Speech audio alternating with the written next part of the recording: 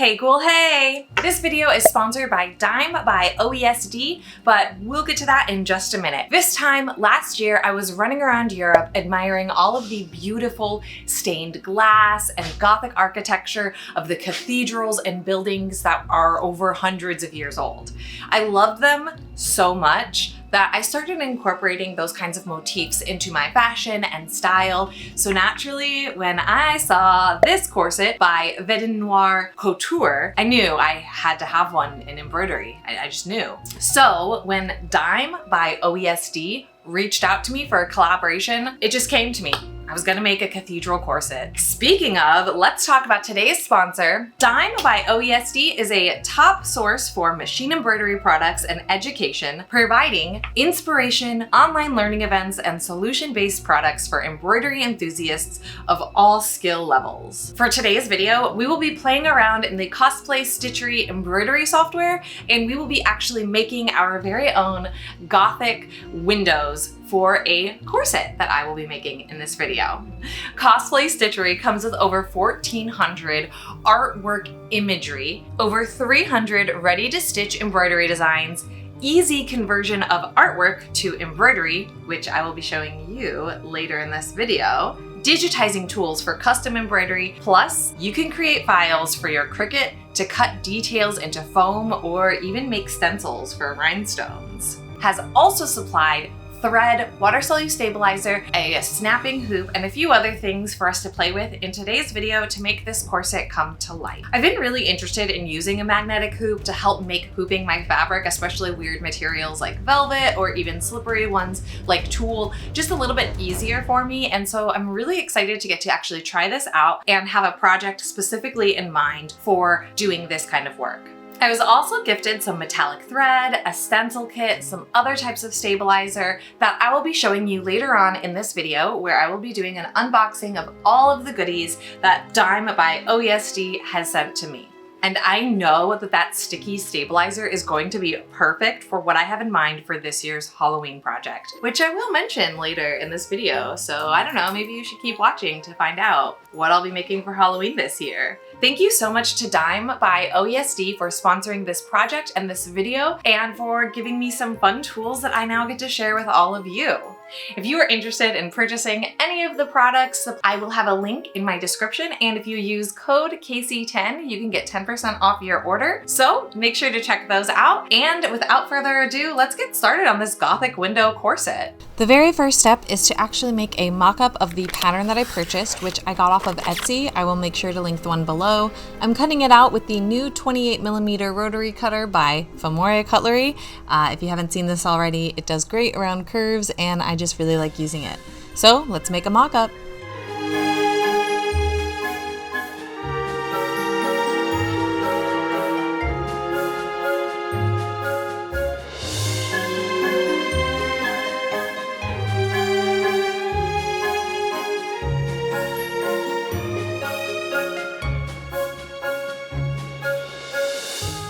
Okay, so all of my pieces are cut out twice. I cut them out on duck canvas because what's gonna eventually happen once I get this like all thrown together and like sized properly, I want to turn this duck canvas layer into my pattern. So I'm doing it with duck canvas, but also duck canvas is a little bit stronger, which is going to replicate the corset mesh just a little bit more. I'm not adding boning to this mock-up. Normally I would if it was like a functional corset, but this is absolutely fashion, so we're not really gonna do a bunch. The pattern, this pattern says that it is 1/4 of an inch seam allowance for all of the seams. So we're gonna go with that. So the first thing I'm gonna do, baste all of these together. I'll start with the center, and then I'll add one, and then the other, and then the other, and then the other, until I have them all. And I said baste because I do wanna be able to rip this out. So I'll be doing a 5mm stitch length. This is the back piece. This is the piece that will get grommets, but what I'll do is I'll put this on, and then I'll sew this to wherever I want it to line up, and we'll actually get into it with this. This is just my personal corset piece because I don't want to have to grommet things that I'm gonna like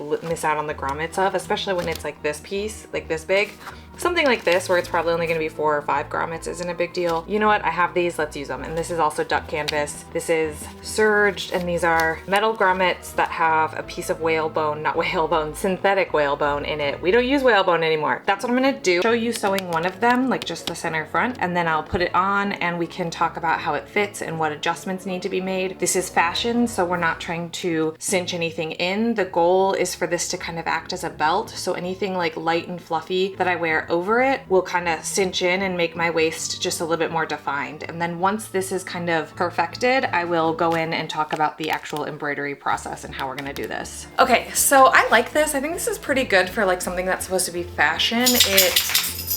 Excuse you. I think it looks pretty good. It doesn't meet in the back, which is good. That means if I do lose weight, I'm gonna be marathon training again, it'll still fit.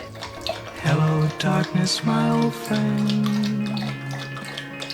So yeah, I really like it. I think that the next thing that I'm gonna do is basically take it apart and we will start digitizing the embroidery for it, which is exciting and fun and the whole point of this video. Also, the little ripple in the front here, these I think are gonna get, I know are gonna get straightened out with bones. Again, I did this without bones just because I thought it would be easier, and I think it is easier, but there will be boning in this at every seam, but I'm pretty happy with it. I think it'll be really good. We're gonna move along, and then also this will be a good base for any other corset that I want to make that's more fashion. I did make a few corsets, oh man, 1.5 years ago that were under bust, but they were too long. Like I didn't like how long they were, so they were like going to here, and I hated the way that cut. And I like this. I like the way it cuts because once again, like I can wear something flowy, and so I can get really small here and then get flowy here or flowy on top or whatever. So we're looking good. I'm really happy with it. And now I'm gonna take it apart. All right, so let's talk a little bit about the corset materials that I'll be using to make the corset, and then we'll also switch from that talking about the embroidery materials. So first things first, corset lacing. I always get this shoestring lacing. I like it, that's it. That's why. For boning, I'm gonna be using my favorite synthetic German boning.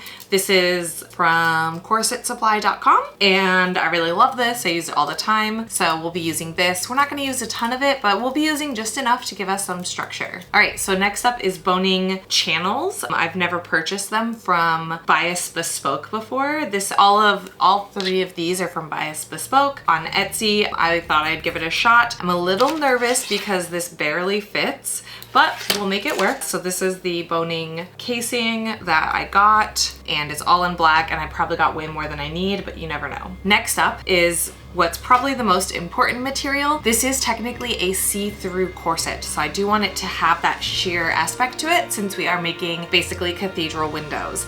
But you can't just use any kind of organza, otherwise you're not really gonna have the structure and stability that you need from a corset. So this is actually called corset mesh. This comes in lots of different colors. You can get it in various shades of nude. You can get it in, I don't know, like fuchsia. You can get it in black and white. I've got the white that I used for my Glinda corset that I made, like for Glinda's bubble dress. And then this right here is the black. I bought way more than I need because this is actually what I will be stitching all of my embroidery out onto.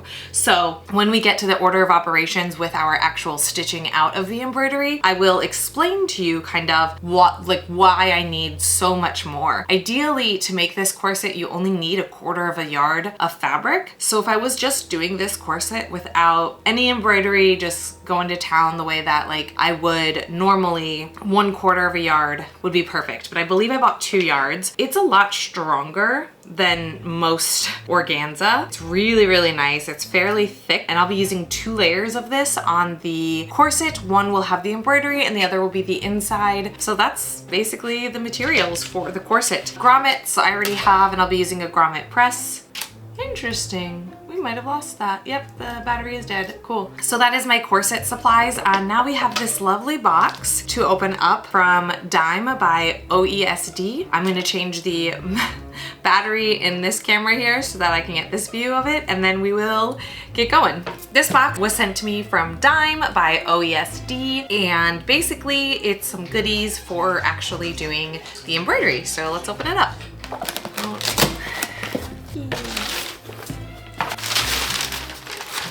A lot of goodies.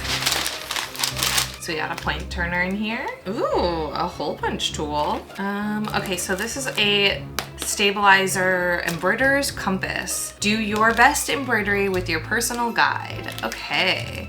So this is supposed to help you figure out what you need for your embroidery. This is really neat. Yes, the foam. Okay, this is really exciting. So this is foam for embroidery. We're gonna be playing with this at some point. I don't know what yet, but I gotta we gotta come up with a project for this. You guys can help me for like our 3-dimensional embroidery. We're not using all of this for just this project. This is just a nice little goodie package that they sent me to have an idea of like what products they have.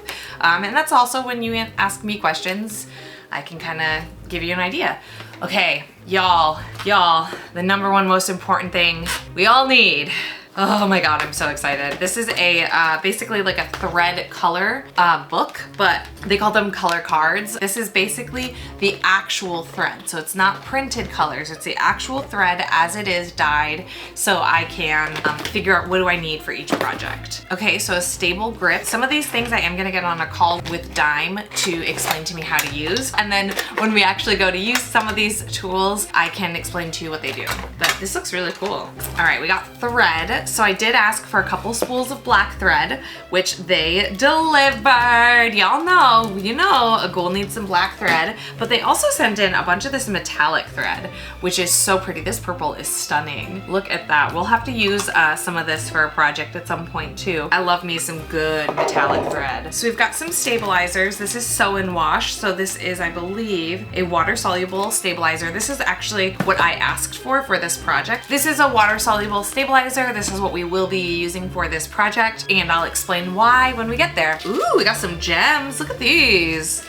Look at these. This will be fun to play with at some point. Ooh, oh, this is a rhinestone starter kit. Anything I need to be able to embellish all of our goodies. This is awesome. Oh, okay, so these are stabilizer clips for your hoop. Tearaway tape. Oh, is this the tape? Okay, I think I know how to use this. Again, some of these things when I use it in the actual like construction of what we're doing today, I will explain to you.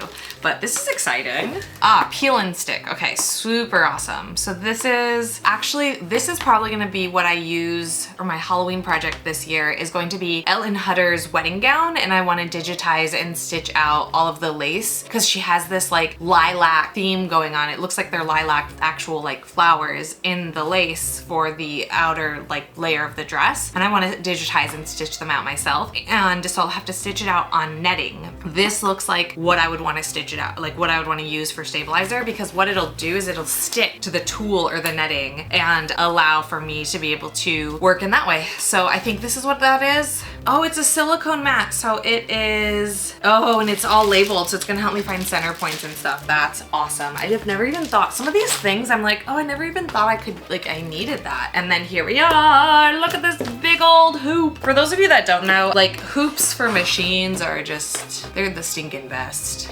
This is a lovely hoop for the machine. It's a snap hoop. Essentially what this means is it snaps into place. That is everything that Dime by OESD sent me. This is sponsored by them, but this video and this whole project is possible thanks to them. And honestly, like companies like them that are sponsoring my videos help make me make more projects for you. So let's get back to digitizing the embroidery for this corset. Let's use the Cosplay Stitchery software to make one panel of my Gothic window corset. I'm going to start a new design and then create a line the length of my pattern piece. I measure the piece in centimeters for easy millimeter conversion. For starters, I am using a digital pattern that I downloaded, so the pattern pieces are already uploaded onto my computer. But if this were a pattern that I drafted, I would digitize the pattern and use that for the next step. The line I drew here is meant for me to be able to measure the corset panel to be the height I need it. Now I will upload a background image, which is going to be the pattern piece I'm specifically working on.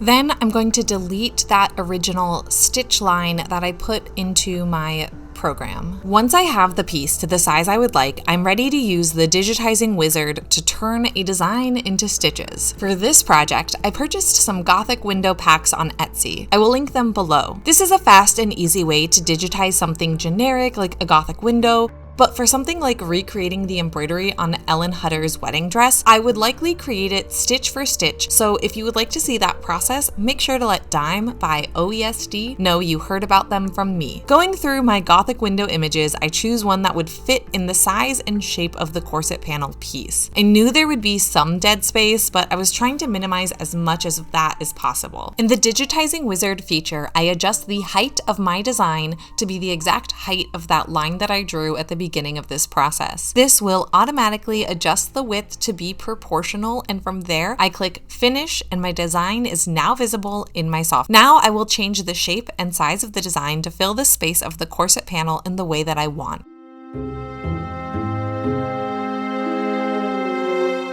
Once my design fills the space I want, I can turn the artwork into stitches. I choose the steel option for the embroidery on the corset because I wanted all of the lines to have a thickness to them that would be seen in the corset. The best way that I learned about stitches was just by clicking around and seeing what they looked like. The 3D visual button is really helpful for this part of the exploration process. I also make sure to do a mock stitch out for my pieces to make sure they look the way that I want and overlap in places that make sense. Once I have stitched out an example that looks the way I want, I can start working on the embroidery for the corset. So let's talk about that process and play with some of these new toys. Okay, so this is the test. I tested this out on the actual corset fabric, but with the water-soluble stabilizer, and then this is just thread I already had. So we're actually going to be switching over to the actual thread.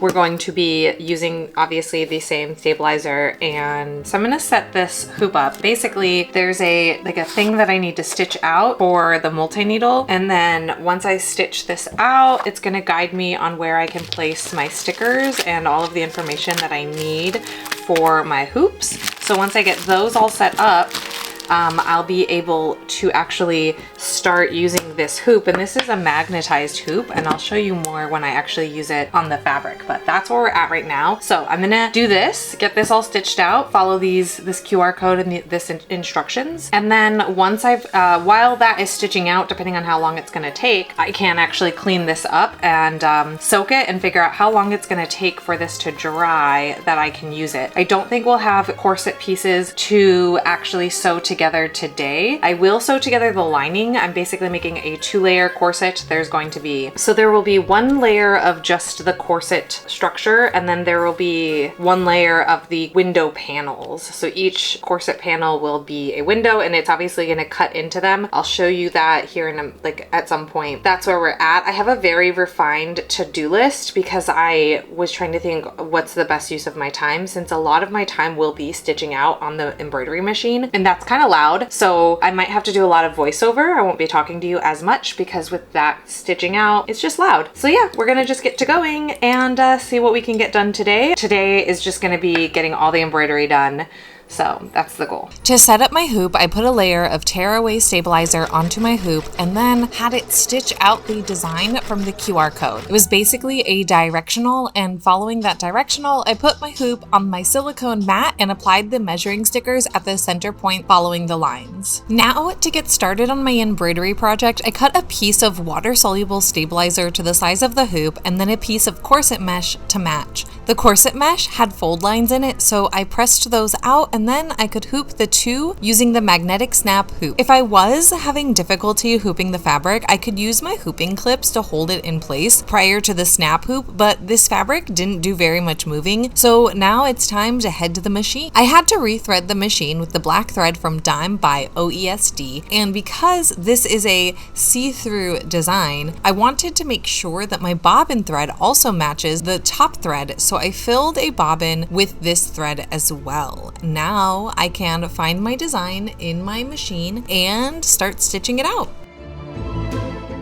I'm only taking apart 1/2 of the corset because it's a mirror, so I can cut everything twice.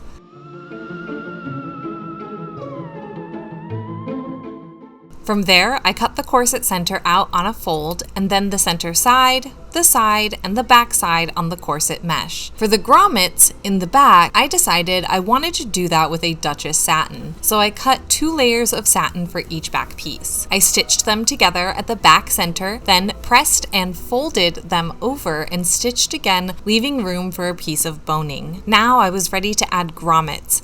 I actually forgot about the hole punch I was sent, but then I ended up doing a sample just to see if I could get a cleaner finish, and because I had to use the awl, not much changed between the hole press and just the awl. So I went back to doing my grommets just the way that I knew, and then I could move on to the corset mesh pieces. From there, I started sewing the corset mesh panels together. When I pressed the seams open, the fabric didn't lay so flat, so I decided to top stitch my seams open, and I really liked how that looked. Then I measured, cut, and cleaned up all the boning pieces to prep for the top layer of construction. For each embroidered pattern piece, I traced the pattern piece onto the embroidered mesh with chalk. I brought the piece over to my sewing machine and zigzag stitched within the chalk line so that I could lock in any embroidery I had to cut when I cut the piece. From there, I cut the embroidered piece on the chalk line. Okay, the embroidery machine is paused, or like it just finished up its design. So we're gonna take a quick spin around the studio to show you kind of the little small bits that I've got going on. And then I will get the next design loaded and ready to stitch out. So first of all, let's talk a little bit about what I've got going on the cutting table. And then we will go to the sewing machine, and then the embroidery machine. That doesn't make sense because you can't see either, but yeah, you know what I mean. First things first, I decided to make the backs of the corset, and I hate the way this looks. And it was really funny. I was ironically talking to Gloria online, and hold that thought. Okay, back to that thought. I was ironically talking to Gloria online, and she was like, don't forget that we sent you a hole punch. And so this happened because of the awl, and I didn't even post these. Like I didn't even like say anything about those. And she sent me this. So we're gonna remake these back pieces, and I'm gonna try to hole punch them instead of using the awl, or at least hole punch them in the largest diameter and then use the awl and see if I can get it from not looking like having that on each and every one. That's just a thing. So that's number one. Number two, I decided to pre-cut all of the pieces I needed. So this is all of the stabilizer. This is all of the corset fabric. So I've pre-cut it all, so we should be good to go on that aspect. And then now I don't have to like worry, I guess, about like cutting it and doing all that. Like I've batched it all. So basically once I take this out of the embroidery machine, I basically will take this out, put the next one in, and then I can clean this up. And then the last thing we've got going on is over here at the sewing machine. This is my lining. So this is, I'm on the last 2 panels of the lining. And because I've been pressing this with steam and it just hasn't been stitching down, I decided to top stitch these. These are on the inside, but I think that this is gonna help me decide how wide I want the binding that's gonna go on top. So when you look at it from the front, you're gonna see like a window. Actually, hold on real quick, hold that thought. I have a sample. Okay, so we're back. So I have a sample. So basically when you see this corset, you're gonna see like this essentially. And then there's gonna be a piece of binding on top right here, and that's where the boning is gonna go. But then you'll see a new window in this panel right here. So I didn't think it would be a big deal if I stitched this down, because you'll see it on the inside from the corset. From the top of the corset, you'll just see binding covering that over. And same with the top. The top bit is also going to get bound, so you won't see the very top of this or the very bottom of this, but each panel is its own window, hopefully, in theory, when I'm done with this. So that's where we're at. All right, so the last we spoke, I had this going and the machine was running to make all of these beautiful embroidery pieces. Do you see them? They're stacked here. There's no rhyme or reason. There's no order, nothing crazy organized going on. All right, so with all of our embroidery pieces done, what I'm gonna be doing now is actually taking each piece of my pattern, which I have them all cut out here, and I'm basically going to lay it on top of my fabric, trace around it. Then I'm gonna zigzag stitch around the embroidered piece, and then I'm gonna cut it down. From there, it will basically be my pattern piece. What the zigzag stitch is going to do is basically I'm going to be cutting into all of these windows, and I did that on purpose. This piece needs to be pressed and clipped a little. I had some tension issues on this one because I filled a bobbin poorly, so we're gonna see if we can make this one work. But anyway, let's go to this. So what'll happen is if I cut into these embroidery pieces, they will start to fray and fall apart. But if I zigzag around it, it's going to help keep it in place, and then I will stitch it together. So there'll be two basically lines of stitching that'll help keep this from fraying apart. And then that kind of like those pieces will all get sewn together how I sewed this together, and then I will actually stitch these two together, and then we can make some bias tape / binding to go for the boning channels and the top and bottom. So we've got, I think, like under 4 hours of work. If I'm gonna be real with you, I wanna try to get it done in 3, but I think 4 is a reasonable estimate. So let's get going on these. I will check in with you once I've gotten them all cut and zigzag stitched around.